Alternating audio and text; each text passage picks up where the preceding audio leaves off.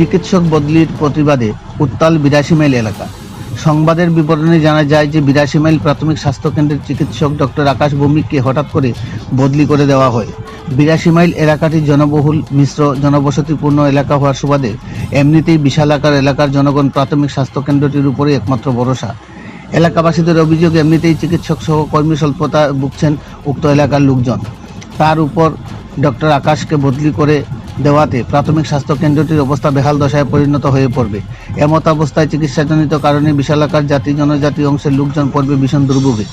এরই ফলশ্রুতিতে প্রাথমিক স্বাস্থ্যকেন্দ্রটিতে নতুন করে কোনো ডাক্তারকে না দিয়ে দেওয়া তো দূরের কথা, বরং বর্তমানে কর্তব্যরত চিকিৎসক ডক্টর আকাশকে বদলি করাতে ৮২ মাইল এলাকার লোকজন স্বাস্থ্য দপ্তরের দ্বিচারিতায় খুব উগরে দেওয়া সহ হাসপাতালটির সম্মুখে বিক্ষোভ প্রদর্শন করে।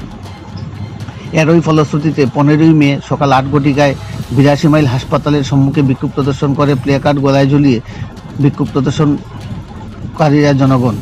এলাকাবাসীদের দাবি, বিকল্প চিকিৎসকের ব্যবস্থা না করে কোনোভাবেই চিকিৎসক ডক্টর আকাশকে হাসপাতাল থেকে অন্যত্র বদলি করা চলবে না। এরই দাবিতে জনগণ একটা সময় উত্তেজিত হয়ে ৮২ মাইল কাঞ্চনবাড়ির প্রধান সড়কটি অবরোধে বসে। এতেও দপ্তরের কোনো আধিকারিকদের দেখা না মিলাতে অবশেষে বাধ্য হয়ে আসামাগতলা ৮ নং জাতীয় সড়ক অবরোধ করে বিক্ষুব্ধ এলাকার লোকজন। জাতীয় সড়ক অবরোধের খবর পেয়ে ঘটনাস্থলে পৌঁছায় ডিসিএম সহ অন্যান্য প্রশাসনিক আধিকারিকেরা। দফায় দফায় বিক্ষুব্ধ জনগণের সাথে আলোচনা করে বিষয়টি স্থায়ী সমাধানের আশ্বাস প্রদান করলে আন্দোলনকারীরা রাস্তা অবরোধ প্রত্যাহার করলে যানবাহন চলাচল স্বাভাবিক হয়।